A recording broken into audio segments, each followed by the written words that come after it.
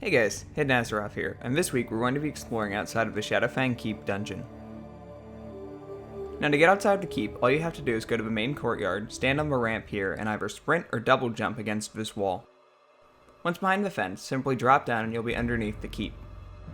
Once here, head towards the back wall of the building. Make sure not to get too close to the front or side or else you'll be teleported out of the instance.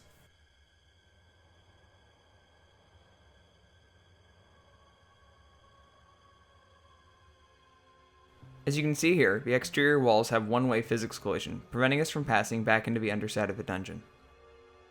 Using double jump and fell rush, we can climb the mountain to our right to get a better vantage point of the keep.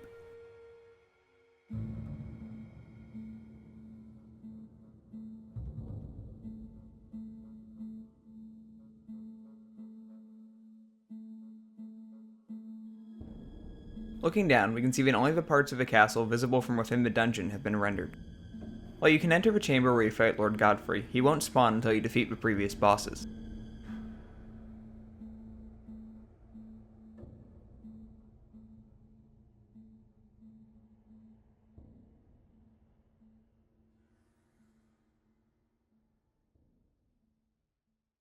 Traveling along the mountain range, we can see the two Horde ships off of North Tide's Run in the distance.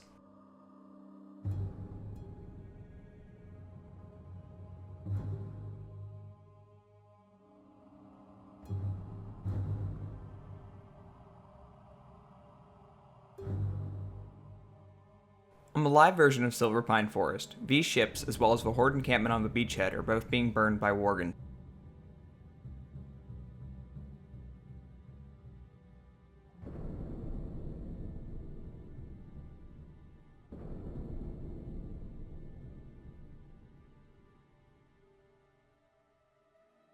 On live, the small stone bridge on our right has been replaced by a more elaborate Forsaken bridge.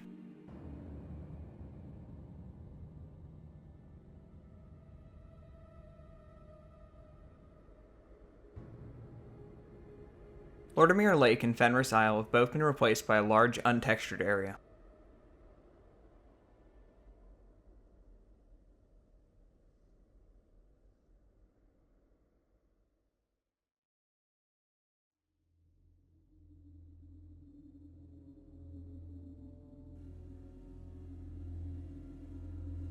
Approaching the edge of the instance, we can see that the terrain has been cut away and replaced by the default map texture.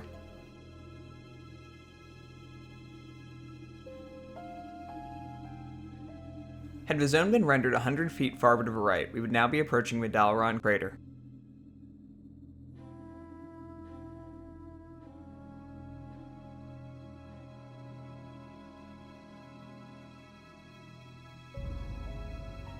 Despite the absence of water, small fish continue to swim through the air.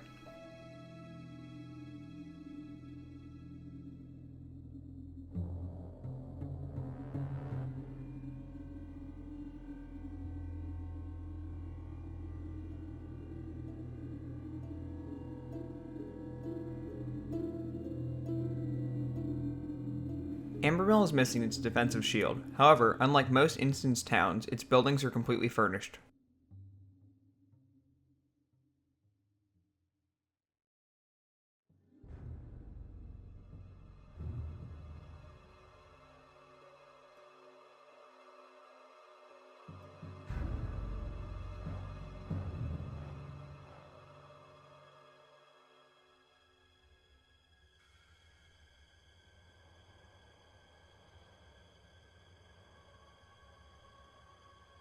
The Deep Elm Mine has not been rendered, and a large hole sits in place of its entrance. Jumping into this hole will disconnect you from the game.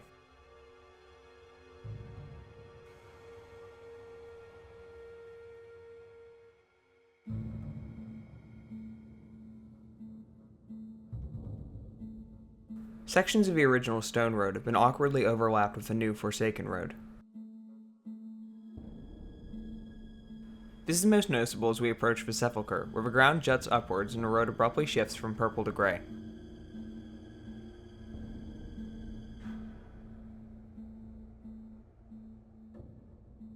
Like the Deep Elm Mine, the Sepulchre crypt is missing and a hole can be found in its place.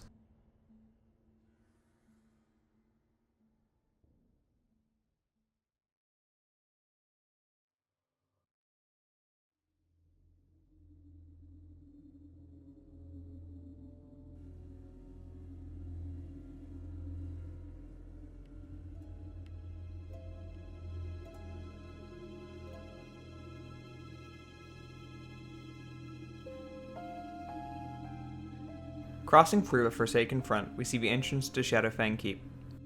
Be careful not to get too close to the keep, or you'll be teleported outside of a dungeon.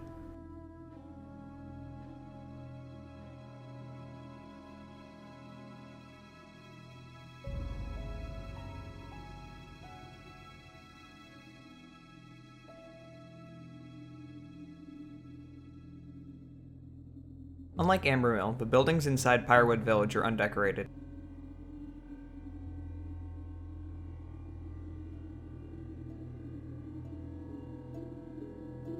Looking back at Shadowfang Keep, we can see how sections of the building are unrendered.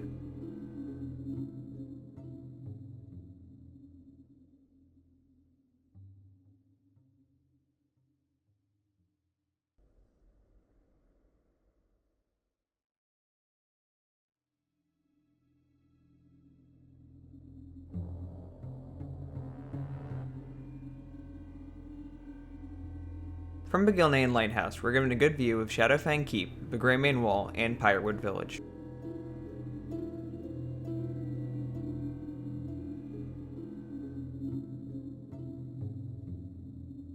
Jumping off the back of the lighthouse, we can glide onto a Free Alliance ship docked in the harbor. Landing on board, the zone music is replaced by the default boat music.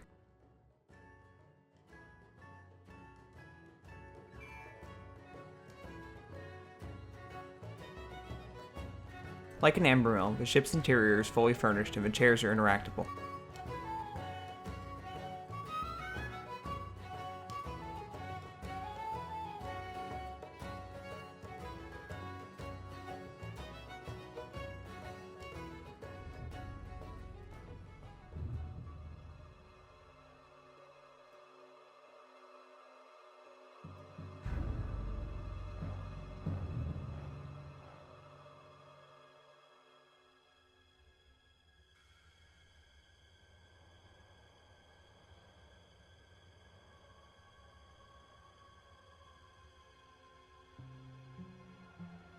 On live, this large untextured plateau is where the city of Gilneas is located.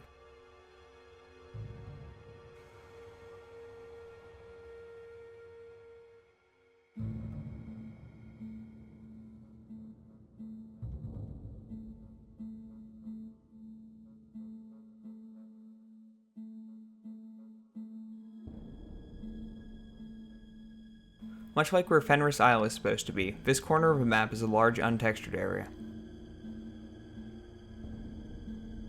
You can see schools of fish swimming where water is supposed to be present in the lake below.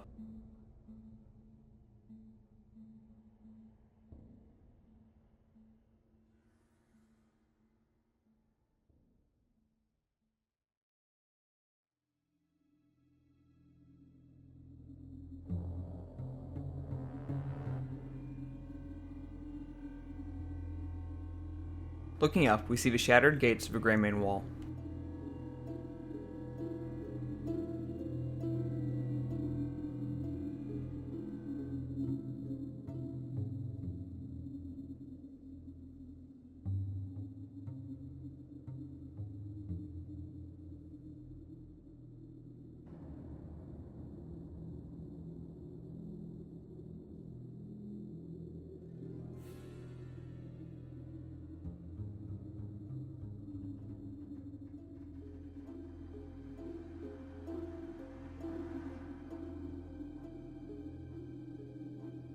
Passing through a forsaken gate, we reach the Hillsbrad Foothills zone boundary. Looking over the edge of the boundary, we can see how specific pieces of architecture like the Greymane Wall and various buildings extend below the terrain.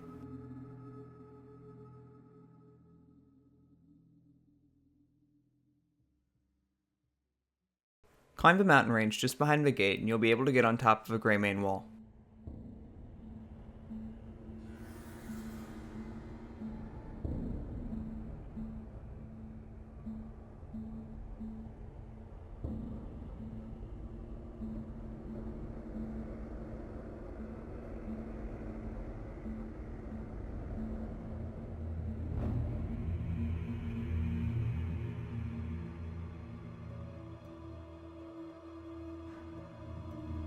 As we land on the Greymane Wall, we're able to see how the ground bordering the untextured area juts up and cuts through the structure. The wall extends into the undeveloped area because it is one uniform object whose center is within the mapped area of the dungeon.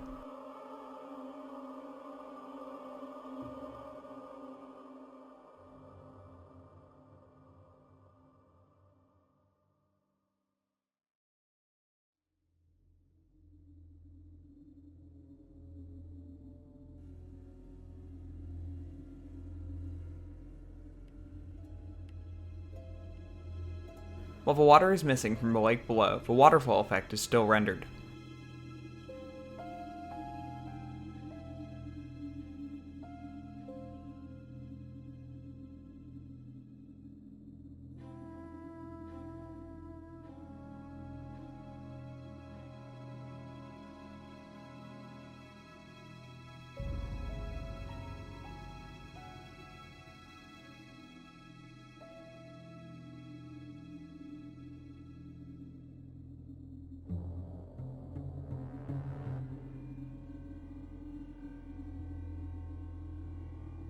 Looking down, we can see where sections of the wall have cracked and fallen away.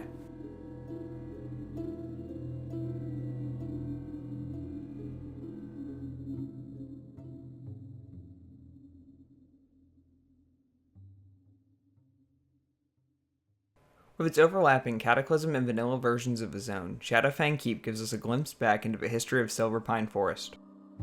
So, whether you're an avid explorer, or you're just an Alliance player getting ready to retake the north, the instance zone outside of Shadowfang Keep is well worth a visit. And as always, thanks for watching.